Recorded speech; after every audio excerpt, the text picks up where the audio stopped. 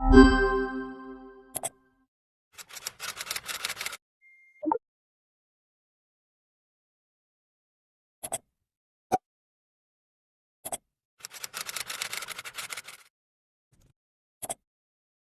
is a typical public school in Manila. As you can see, it's still kind of dark. It's not even 6 in the morning, but these children are already rushing to get to class. That's because students here are learning in shifts.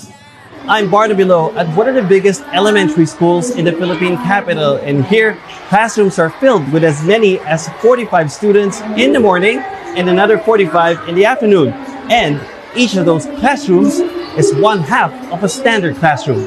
We are accommodating a regular classroom into more than 80 pupils in a regular standard size classroom. The situation here, unfortunately, isn't isolated. The Philippines currently needs 165,000 classrooms to meet demand. And to achieve a 2028 target, the government needs to build 55,000 new classrooms a year. Construction isn't just slow, it's been expensive as well, with each classroom costing between $44,000 and $65,000. Now, contrast with this classroom in Naga City in the central Philippines, which looks similar, right? Concrete walls, same size windows, maybe slightly better ventilation. It's got its own toilet. But here's the huge difference. This was built for less than $18,000, and not by the government, but by an NGO. When we build the classroom, the entire process is very straightforward and transparent, from bidding for contractors to the accounting costs. The disparity has some people asking, are government-built classrooms made of gold? And we can even think of, is there a possibility that some of these constructed school buildings and reported based on records are actually non-existent? So the government is now considering a partnership with NGOs not only to fast-track construction, but to minimize allegations of corruption, especially because the agency tasked with building classrooms is the Public Works Department, the agency that's facing scrutiny for billions of dollars it's spent on flood control projects. And in the same way, critics say greed may have worsened floods and killed people. Delayed classrooms and inflated costs could also be dashing the hopes and dreams of the next generation.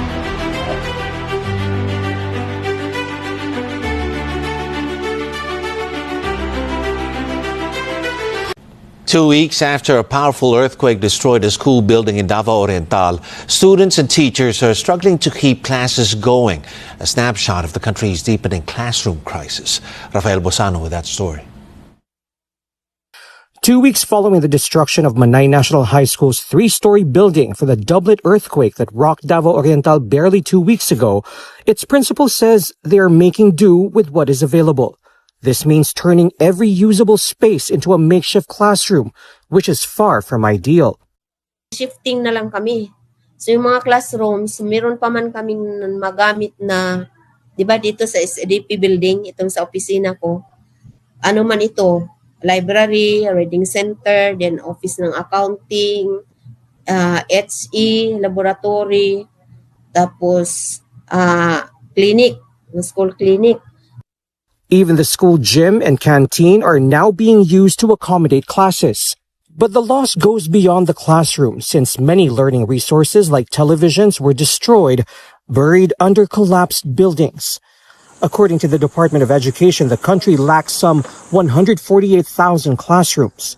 Assistant Secretary Aurelio Bartolome explains the shortage is not only driven by the rise in enrollments, but also due to calamities that damage schools. Marami rin tayong mga classroom na nasisira. Nagko-contribute din po yan sa shortage. So, doon sa budget po na sinabit namin nung una, ang inaasahan namin ay makapagtayo ng mga 4,800 classrooms for this 2026. The DepEd is looking to partner with the private sector to shore up the number of classrooms. Meron kami mga package na pinuput together kasama ng ADB kung saan 15,000 classrooms will be built within the next 2 to 3 years. That's package one. The next package will be 40,000 classrooms with the help of the World Bank naman to be built in the next 4 to 6 years. The dire situation has prompted Senator Bam Aquino to call on President Marcos to certify as urgent Senate Bill 121, or the Classroom Building Acceleration Program. The Senate bill seeks to decentralize the construction of classrooms from the Department of Public Works and Highways by tapping local government units and non-governmental organizations. Mahalaga po na ilagay na lang po natin yung responsibilidad ng paggawa ng classroom sa mga grupo at tao na kaya talagang gawin ito sa madaliang panahon at sa tamang presyo. As natural disasters and health concerns impact the education sector, the DepEd is implementing a wellness break from October 27 to 30.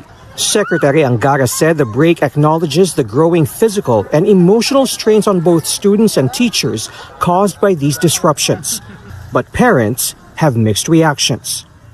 Maganda yung mahabang bakasyon pero yung lesson, sabi nga nung kapitbahay namin na ano lang kayo natutunan sa mga bata kasi nung nakaraan ang dami po nilang walang pasok. Pabor po sa akin na makabakasyon yung mga bata kasi sa amin uwi po pa kami ng probinsya. A 2024 study by the Philippine Institute for Development Studies found that during academic year 2023-2024, more than 50 of the total 180 school days were lost due to disruptions from various kinds of calamities, resulting in poor learning outcomes. With science and data pointing to the possibility of more violent storms, among other types of hazards, the challenge now is to ensure the quality of education and the welfare of students is safeguarded.